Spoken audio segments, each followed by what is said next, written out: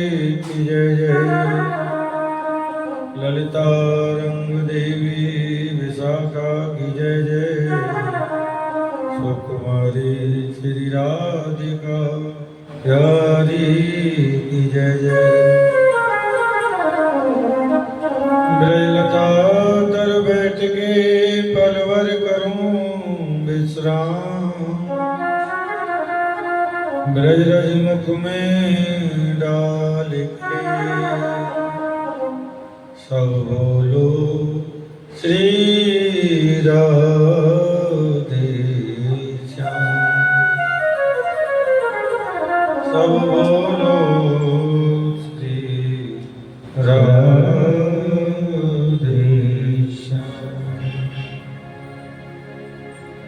आइए 2 मिनट गोविंद नाम कीर्तन, उसके बाद कथा प्रारंभ।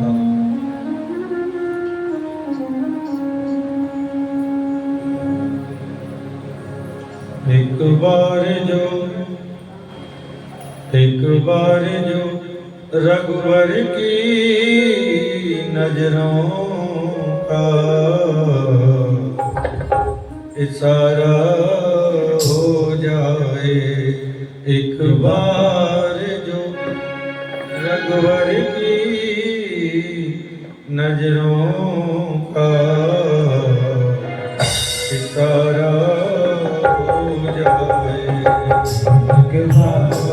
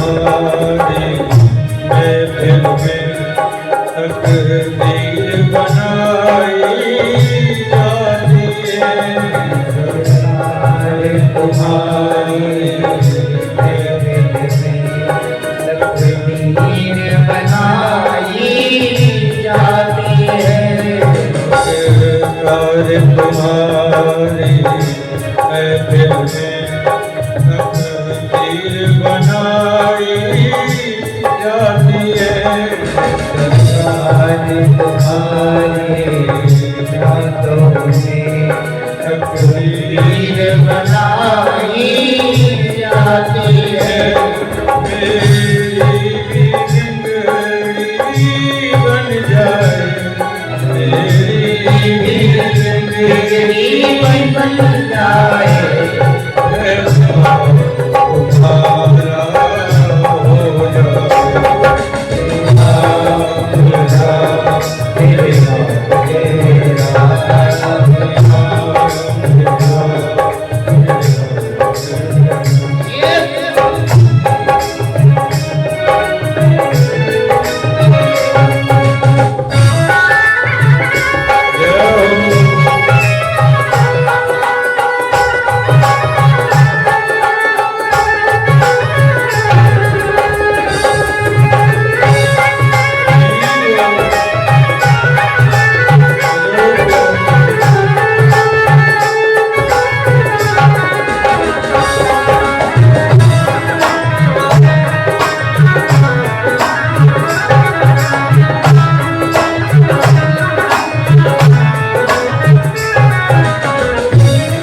श्री राम का मंदिर है, भागीरथी गंगा बहती है। श्री राम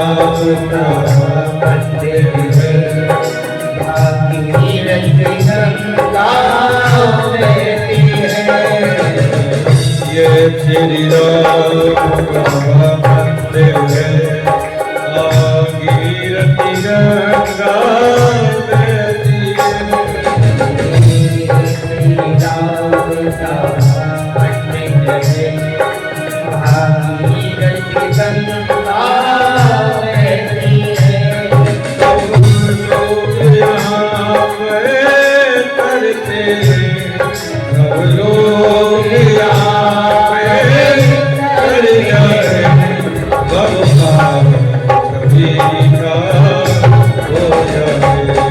एक बार जो रघुवर की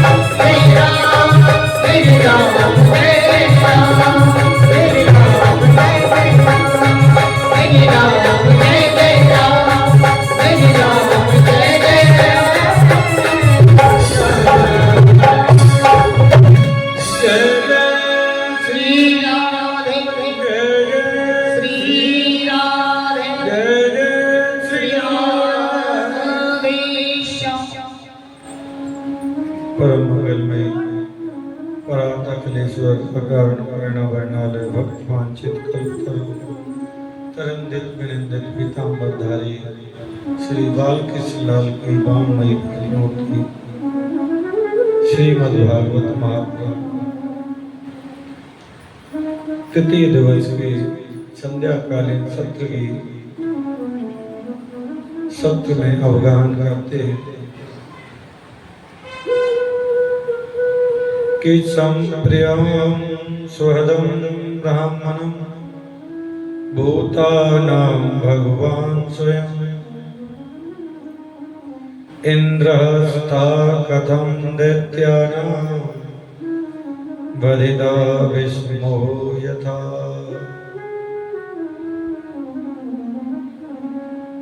राजा परीक्षित ने कहा, गुरुजी मैं कोई तर्क नहीं करता, क्योंकि आप ही कहते हैं कि शास्त्रों के प्रति कभी तर्क नहीं करनी चाहिए। पर मैं एक प्रश्न करना चाहता हूं कि भगवान भेद क्यों करते हैं? रिपीट कम कर दीजिए जिससे आवाज क्लियर आए। भगवान भेद क्यों करते हैं? राक्षस भी उनके पुत्र हैं, भक्त भी उनके पुत्र हैं, देवता भी उनके पुत्र हैं। फिर एक को डुबा देना, एक को मार देना, एक को तार देना, ऐसा क्यों है?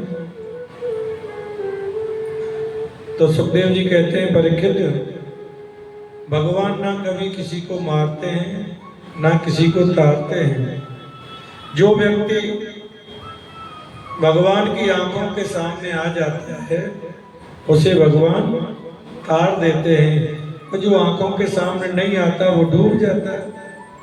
इसमें भगवान की कोई गलती नहीं है। तो आंखों के सामने आने का, भगवान की आंखों के सामने कैसे आए हम? तो कहते हैं भगवान का चिंतन जिसका जितना ज्यादा होगा उतना ही भगवान के हम आंखों के सामने पहुंच जाएंगे, उतने ही समीप पहुंच जाएंगे। हाँ, इतना जरूर है, जो भगवान की आंखों के सामने आ गया उसको तो भगवान उद्धार कर देते हैं। एक बार माँ यशोदा ठाकुर जी के उत्थान के लिए जन्मदिन पर यमुना जी में दीप दान कर रही हैं। दीप दान करे जा रही हैं कि मेरा लाला बड़ा पराक्रमी, बड़ा स्वस्थ रहे, मेरे लाला के हजारों बयान हो जाए, ऐसी कामना करके यमुना जी में दीप दान कर रही हैं। और थोड़ी दूर पर जाके भगवान उन दीपकों को ले लेकर के किनारे लगाते जाते। मैया ने कही, लाला ये तू क्या कर रहा? अरे मैया, किनारे लगाना तो मेरा जन्म जन्म का धंधा है। मैया ने कही, तू किस किस को किनारे लगाएगा? भगवान बोले, मैया जो मेरी आंखों के सामने आ जाता है उसे मैं किनारे लगा देता हूँ, और जो नहीं आता तो भवसागर में डूब जाता है। ऐसे ही भक्त जब गोविंद का चिंतन करता है तो गोविंद के समीप पहुंच जाता है, और उसकी मन की बात को गोविंद सुनने लग जाते हैं, गोविंद बात करने लग जाते हैं भक्त से।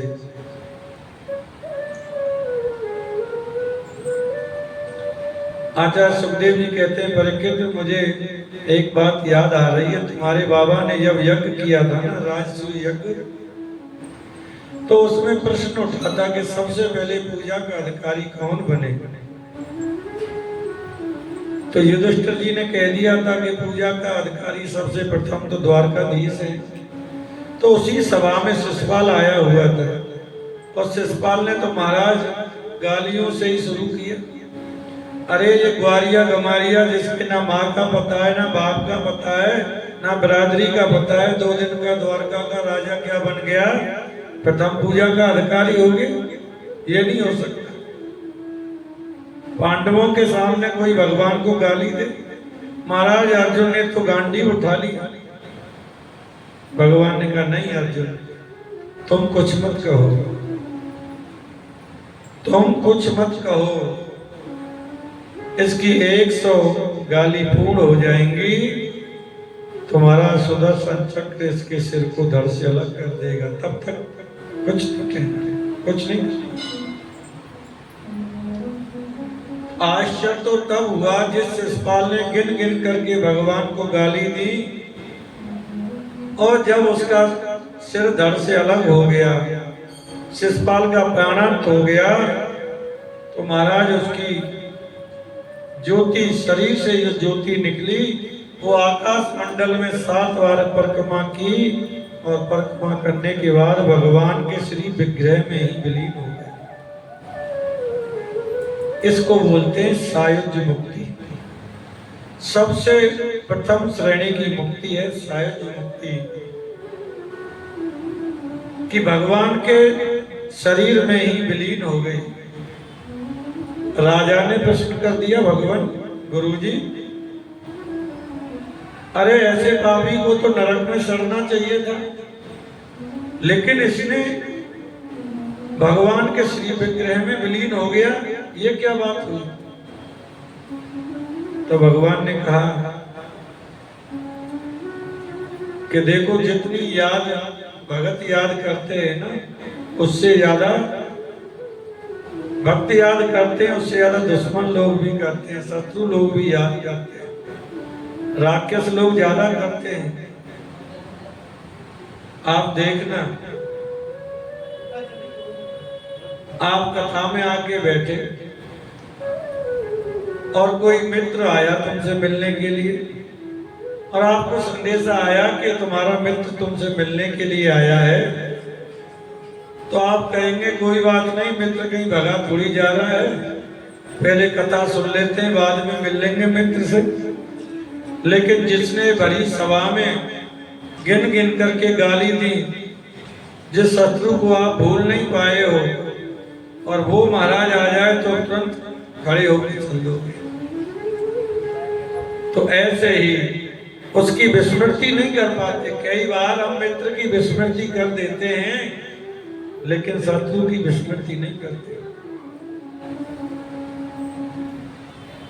जब व्यक्ति के मन में कई बार प्रश्न होता है, महाराज भजन में बैठते हैं लेकिन मन नहीं लगता। मन इसीलिए नहीं लगता कि हमारे जो, अब एक बात बताओ, सबसे कीमती जो वस्तु होती है उसे हम कहाँ रखते हैं? सबसे कीमती वस्तु जो होती है, सोना चांदी पैसा, हम लॉकर में रखते हैं। तो लॉकर में छुपा के रखते हैं, कहीं चोर ना ले जाए, कोई चोरी ना हो जाए, कोई डाका ना डल जाए, कुछ गुम ना हो जाए, बड़ी संभाल के रखते हैं। ऐसे ही जब किसी व्यक्ति ने आपको गाली दी और जैसे ही गाली दी तो आपको बड़ी वेदना हुई, कष्ट हुआ, तो आपने वो जो गाली थी ना, वो तुरंत पकड़ी और लॉकर में डाल दी। आपने छोड़ा नहीं उसको। जिस जीव ने तुम्हारे साथ में, कोई मित्र ने तुम्हारे साथ अच्छा काम किया, तो कई बार हम उसे भूल जाते हैं, उसकी याद भी नहीं रहती कि 10 वर्ष पहले एक मित्र मिला था, उसने बड़ा सहयोग किया था। कभी कोई याद दिलाए तो याद रहती है, अपनी तरफ से कई बार याद नहीं रहती है। लेकिन जिस शत्रु ने गिन गिन करके गाली दी, तो उसको पकड़ करके हम लॉकर में रख देते हैं, मन के लॉकर में। और आप कभी भी 10-20 वर्ष बाद भी पूछ लेना, तुरंत सॉफ्टवेयर खुलता है, बात याद रहती है, ऐसे ऐसे कहा था, भूलता नहीं, एक एक बात उसको याद रहती है। ऐसे करते करते करते करते हम जीवन में कितनी सारी बातों, चीजों को लॉकर में रख लेते हैं, और फिर जब हम रात में सोते हैं ना, तो वो लॉकर खुल जाता है, वो सारी चीजें प्रकट हो जाती हैं, व्यक्ति को नींद नहीं आती, गोली खाता है फिर भी नींद नहीं आती, पता नहीं क्या बात है, नींद खुल जाती है। नींद खुलने का कारण वही है, उस लॉकर में जितना माल इकट्ठा किया है उसे लॉकर खोल दो, सारी चीजों को बाहर कर दो, लॉकर खाली रहेगा, आप नहीं होंगे। सोते सोते व्यक्ति कई बार हिल जाता है, कई चीजें याद आ जाती हैं मन के अंदर, जो हमारी चीजें कितने सालों से पड़ी रहती हैं।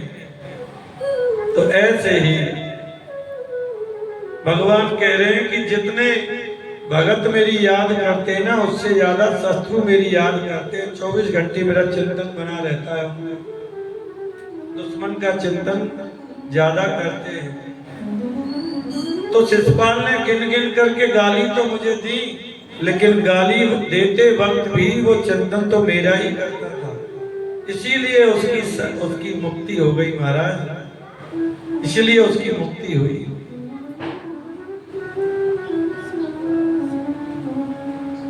आचार्य सुखदेव जी कहते, राजन, नारद जी ने तुम्हारे बाबा से कहा था कि आप ये समझ लीजिए कि जैसे शिशुपाल की जो एक जन्म की शत्रुता नहीं है, 3 जन्मों की शत्रुता थी। पहले हिरण्यकश्यप का 3 जन्मों की शत्रुता है। पहले हिरण्यकश्यप था, प्रहलाद का बहाना बन करके गोविंद से शत्रुता की। दूसरी बार शिशुपाल वही रावण बना, जानकी का बहाना बना करके उसने उद्धार किया। और तीसरी बार शिशुपाल मुक्ति प्रदान कर दी। युधिष्ठिर ने नारद जी से पूछा कि भगवान एक बार बताओ, प्रहलाद को बहाना बना करके कैसे शत्रुता की, ये भी जरा मुझे बताएं। वही शिशुपाल हिरण्यकश्यप बन के आए। परीक्षित बोले, गुरुजी मुझे जरा विस्तार से सुनाइए, मैं सुनना चाहता हूँ कि प्रहलाद को बहाना बना करके हिरण्यकश्यप ने कैसे शत्रुता की। तो कहते हैं हिरण्यकश्यप का जो छोटा भाई था ना, हिरण्याक्ष, आपने कल कथा सुनी थी, जब भगवान ने 12 रूप धारण किया तो हिरण्याक्ष का वध कर दिया था। तो हिरण्यकश्यप भगवान नारायण से द्वेष करते हैं कि उन्होंने मेरे भाई को ही मृत्यु की, तो मैं उन्हें बदला लेकर के मानूंगा, बदला लेके मानूंगा। नारायण मुझे कहीं मिल तो जाए, मिल तो जाए। हिरण्यकश्यप की पत्नी का नाम है कयादु। कयादु के 3 पुत्र हैं, चौथा पुत्र होने वाला है। हिरण्यकश्यप भगवान की तपस्या के लिए गया और कयादु से कहकर के गया, जब तक मैं ना आ जाऊं तब तक तुम गर्भ को धारण करके रखना। महाराज इंद्र ने आकर के हिरण्यकश्यप के 3 पुत्रों को, प्रहलाद, संगलाद और प्रहलाद, 3 पुत्रों को तो इंद्र ने मार दिया, लेकिन कयादु के गर्भ में जो पुत्र है प्रहलाद, नारद जी आए और नारद जी कयादु को लेकर के अपने आश्रम पर चले गए। मान की इसको नहीं मार सकते, ये भगवान का परम लाडला भक्त बनेगा। तो नारद जी के पास में गए, नारद जी के आश्रम में कयादु रही और नारद जी ने भागवत धर्म का उनको ज्ञान दिया। तो प्रहलाद ने भागवत कथा कयादु अपनी माता के गर्भ में ही श्रवण की थी, उसी से उसमें इतने संस्कार आए। और जब हिरण्यकश्यप तपस्या से वापस लौट करके आए तो प्रहलाद ने जन्म लिया,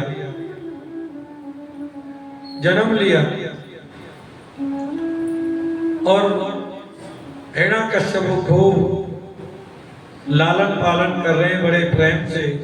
जब प्रहलाद जी कुछ बड़े हुए, 4-5 वर्ष के हुए, तो हिरण्यकश्यप का स्कूल है, हिरण्यकश्यप विश्वविद्यालय, उसमें प्रहलाद जी को गुरुकुल में पढ़ने के लिए भेजा। शुक्राचार्य के जो पुत्र हैं शंडमार्क, उनसे कहा कि मेरे पुत्र को ले जाओ, सुंदर शिक्षा ऐसे दो, इसे तेजस्वी, यशस्वी, मनस्वी बनाइए। शंडमार्क शुक्राचार्य के पुत्र हैं कि नो द्वितीयं चिदो वैषणं निशेषुते दृष्टो गोष्ठम् इति मां दानेतम् इति पायते। प्रहलाद के मन में कभी उद्वेग आता है, शांत बैठे रहते हैं, कभी उद्वेग आता है तो रोने लग जाते हैं, कभी हंसने लग जाते हैं। रोते तो इसलिए गोविंद कब मिलोगे, और रास्ते इसलिए हैं कि बड़ी कृपा की तुमने मनुष्य शरीर मुझे दिया। परीक्षित ने पूछा गुरुजी ऐसा क्यों? सुखदेव जी कह रहे हैं परीक्षित प्रहलाद सोच रहे हैं कि कितनी बड़ी कृपा है, मुझे राक्षस कुल में जन्म देने के बाद भी मेरे ऊपर गोविंद की कितनी बड़ी कृपा है। हे प्रभु ये जीवन ऐसे ही व्यतीत हुए जा रहा है, कब मिलोगे आकर के, कब मिलोगे? गुरुकुल में पिताजी आज गुरुकुल से पढ़कर के राजसभा में पहुंचे। राजसभा में जैसे ही पहुंचे तो महाराज हिरण्याकश्यपु ने प्रहलाद को अंक में भर करके कहा, बड़े स्नेह से पूछा बेटा गुरुजी ने क्या शिक्षा दी, क्या पढ़ाया, जरा मुझे बताओ। प्रहलाद जी कहते हैं पिताजी गुरुजी जो पढ़ाते हैं वो मेरी समझ में नहीं आता है, लेकिन मैं तो एक ही बात जानता हूं कि गोविंद का नाम ही कल्याण करने वाला है, कन्हैया का नाम ही कल्याण करने वाला है। हमें उसकी शरण में चलना चाहिए, उनके नाम का चिंतन करना चाहिए, तभी हमारा उद्धार होगा। तुम्हारा हिरण्याकश्यप क्रोध हो गया, अरे षंड मार्ग को उड़ाना दिया तुम, मेरे पुत्र को क्या शिक्षा दे रहे? ये मेरे शत्रु का नाम मेरे सामने आकर के गाता है, ये पढ़ाई पढ़ा रहे तुम? फटकार लगाई और जाओ इसे ले जाओ, उसको नियंत्रण में कर करके इसे सुंदर शिक्षा दो। दीवारों में सुन नहीं लो इसके मुख से मेरे शत्रु का नाम ये बार बार गाता है। प्रहलाद जी के हृदय में तो गोविंद जुड़े हुए, जिसका मन गोविंद के चरणों में जुड़ जाता है फिर वो छोड़ता थोड़ी है। जिसको एक बार कन्हैया पकड़ लेते हैं ना वे छूटता नहीं है। कन्हैया का चरित्र ही ऐसा है, एक बार वो जो जीव गोविंद की शरण में चला जाता है फिर नहीं छूटता। 2 महीने के बाद में फिर हिरण्याकश्यपु ने प्रहलाद से मिलने की इच्छा जागृत की। षंड मार्ग गुरुजी प्रहलाद को लेकर के आए और प्रहलाद ने कहा बेटा जरा बताओ तुमने क्या पढ़ाई पढ़ी?